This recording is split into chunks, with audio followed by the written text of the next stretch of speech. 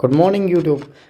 Welcome to Explain AI, and this is session 1, setting up Python, VS Code, and Jupyter on your machine. Right? As you know, we are starting up with Python course. So for that, we will be needing some resources. Obviously, one of them will be Python, and then we have VS Code and Jupyter, that is IDE, Integrated Development Environment. This will help us to write and develop programs using Python. Okay, and for Mac and Windows we will be looking how we can set up Python, VS Code, and Jupyter.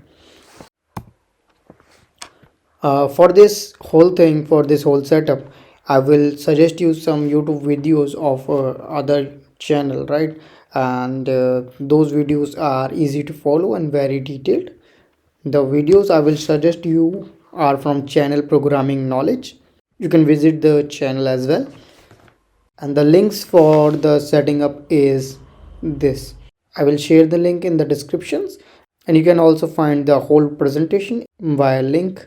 I hope this will help you to set up the Python environment in your machine, and we will meet in the next session, which is variable expressions and statements in Python. Thank you for watching. Have a nice day.